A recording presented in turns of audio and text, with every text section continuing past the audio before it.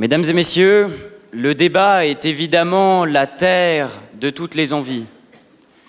Et en matière de débat, il n'y a jamais de questions bêtes, en théorie. Car aujourd'hui, la question qui nous est posée est celle de la disparition du français, c'est-à-dire, le français est-il une langue en voie de disparition? Alors que cette idée devrait vous paraître complètement saugrenue, je dois défendre la position évidente, la position négative. Mais avant tout ça, j'aimerais vous dire à quel point ce débat est absurde. Absurde car ici, nous sommes sur le territoire de l'anglophonie. Que des étudiants d'écoles de commerce, artificial intelligence, digital technologies, stuff and stuff and stuff and stuff and stuff, everything's English there. Alors je comprends que vous, public habitué à ce type de choses, soyez complètement acquis à la cause de ma contradictrice. Mais pour autant, j'aimerais que vous ayez la curiosité et l'intelligence de reconnaître que le français est loin d'être une langue en voie de disparition. Évidemment, je pense le contraire. Et je pense que le français n'est pas en voie de disparition uniquement chez les ingénieurs et les personnes en école de commerce. Il me semble que depuis toute petite, je parle de parking, de sandwich, et puis depuis peu, de hashtag. Il me semble que je ne connais pas du tout ces mots en français, et c'est devenu une habitude. Et ça va continuer comme ça.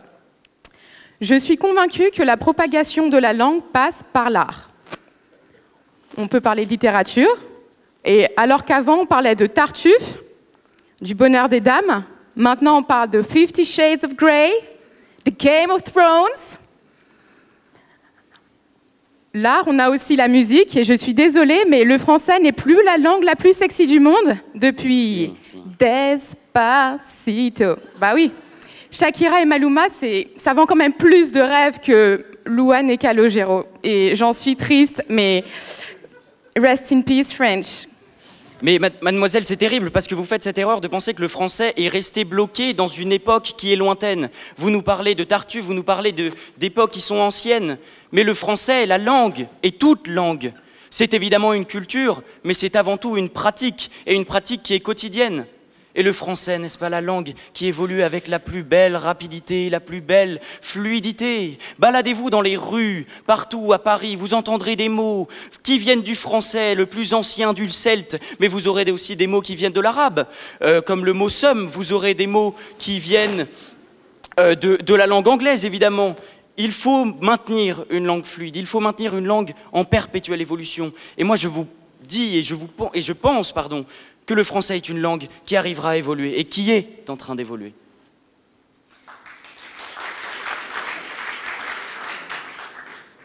On parle de passé, mais le passé a une forte influence sur le présent. Il faut rappeler que maintenant, dans les écoles, et notamment au baccalauréat, les patois reviennent, les Bretons parlent breton, les Basques parlent basque, les Antillais parlent créole, et depuis peu, on entend souvent parler de la Corse, et je pense que les copains corses ne seraient pas très contents de tout ce que vous dites.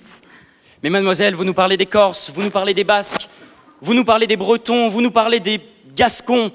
Mais avant tout, mesdames et messieurs, ne sommes-nous pas français? Et en tant que Français, nous parlons le français.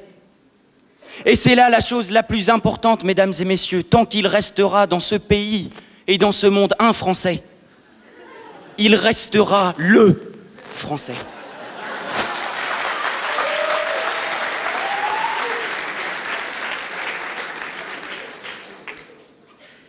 Tant qu'un Français restera parmi nous, il restera le Français, mais il devra bien communiquer avec les autres. Et s'il reste le seul Français, je pense qu'il devra parler une autre langue.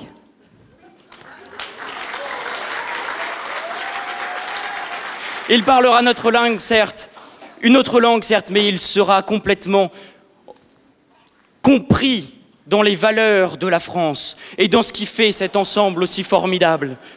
Mesdames et messieurs, alors que le crunch France-Angleterre va bientôt commencer, je vous le dis, vive la République et vive la France!